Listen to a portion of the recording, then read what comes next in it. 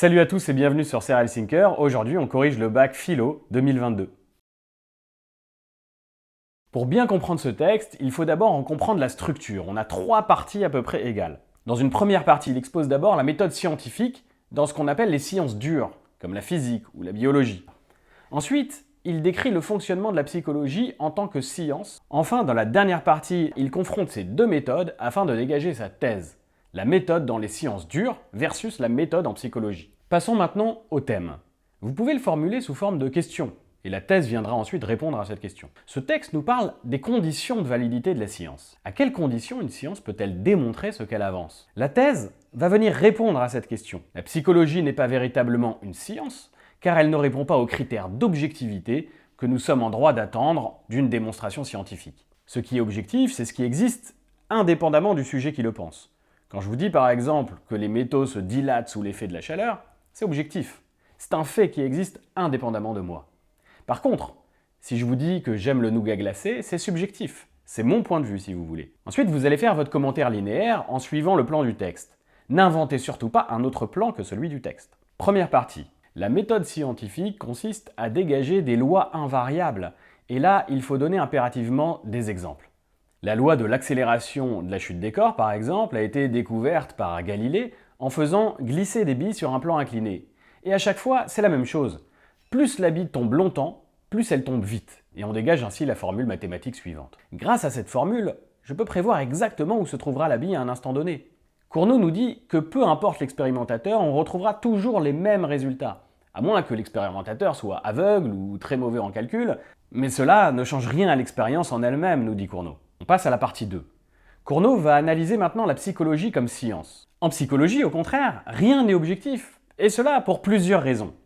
Les phénomènes analysés ne sont jamais identiques. L'esprit humain est bien plus complexe que des billes sur un plan incliné. Chaque humain est différent. De plus, les phénomènes sont variables. Si on analyse les traumatismes, par exemple, ils sont différents les uns des autres. Mais il y a pire. L'observateur et l'observé se confondent. Le seul qui peut connaître ma psychologie de l'intérieur, c'est moi-même. Sauf que du coup, je ne peux pas être objectif sur moi-même. Lorsque Freud analyse ses propres rêves, par exemple, il n'est pas objectif, il va dire ce qui l'intéresse ou ce qui conforte ses théories. Ce qui nous amène à la thèse de Cournot dans la 3e partie. La psychologie n'est pas une science, car elle ne peut pas répondre aux critères d'objectivité. Et ici, Cournot va jusqu'à assimiler le psychologue à un philosophe, c'est-à-dire quelqu'un qui se contente simplement de produire des idées sans les confronter à une expérimentation scientifique. Freud, en tant que psychologue, peut affirmer toutes sortes de théories sur l'inconscient. Mais est-il capable de démontrer ça scientifiquement? Il reste donc prisonnier de son propre point de vue, de sa subjectivité. L'astronome ou le physicien, au contraire, peut démontrer à tout le monde ses découvertes. Elles sont objectives. Les pratiques artistiques transforment-elles le monde? Il est toujours important de prendre en compte la formulation spécifique du sujet. On aurait pu vous demander, l'art transforme-t-il le monde? Le sujet insiste sur la dimension pratique. Non seulement au sens de la transformation d'un matériau brut, le sculpteur qui transforme le marbre brut, le musicien qui travaille la matière sonore, le romancier qui travaille la langue, etc. Ce sens du mot pratique, Aristote l'appelle la poiesis, quand je produis un objet à l'extérieur de moi. Mais le mot pratique peut aussi avoir un autre sens, ce que Aristote appelle la praxis. C'est une pratique qui transforme la personne de l'intérieur.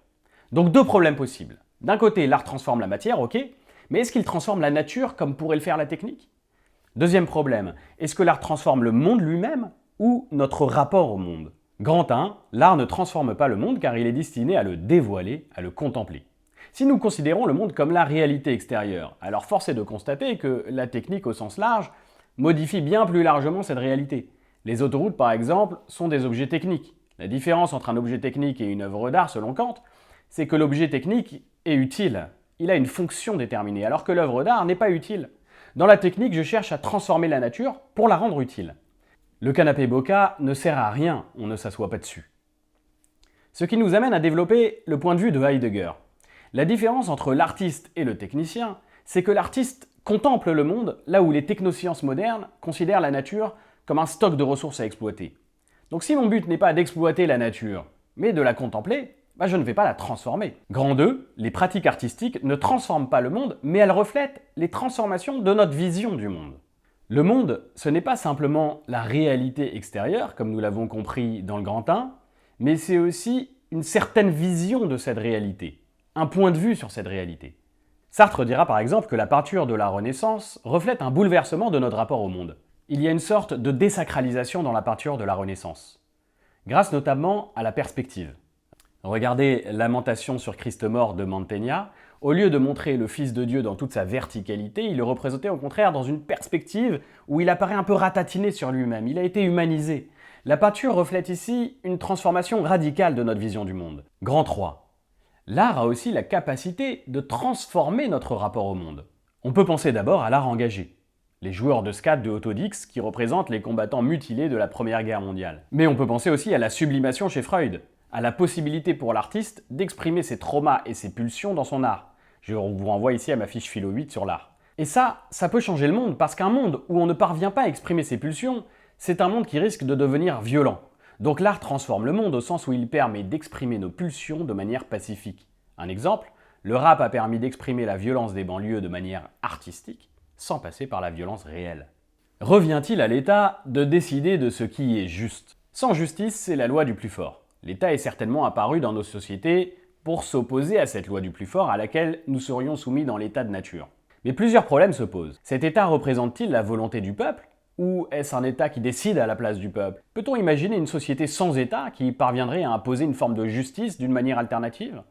Mais deuxième problème, même si c'est un État avec un Parlement où la majorité décide dans l'intérêt du peuple, est-ce que la justice se réduit au légal, c'est-à-dire à un droit positif codifié dans des livres? Est-ce qu'il n'y a pas aussi une justice morale, personnelle, sur laquelle l'État n'aurait aucun droit de regard? Grand 1, l'État incarne la justice. Sans État, c'est l'état de nature, la guerre de tous contre tous. Donc rien de plus logique que de confier cette tâche à l'État, faire régner la justice. La fonction de l'État est d'éviter la guerre de tous contre tous, nous dit Hobbes. Donc les hommes décident de transférer leur pouvoir à un souverain qui a le pouvoir absolu. Le problème avec ce type d'État, c'est qu'on aboutit parfois à des monarchies qui sont extrêmement nocives pour la justice. Donc il faut envisager plutôt un État comme celui de Rousseau, c'est-à-dire un État qui soit gouverné non pas par un roi, mais à travers un contrat social qui puisse mettre au pouvoir la volonté générale. Transition. Mais si nous vivons dans une économie capitaliste qui exploite la classe ouvrière, l'État n'est-il pas toujours à la solde de la classe dominante? N'est-il pas fondamentalement injuste? Il faut alors abolir l'État qui empêche le peuple d'accéder à une véritable égalité. Marx estime que l'État est toujours du côté du capital.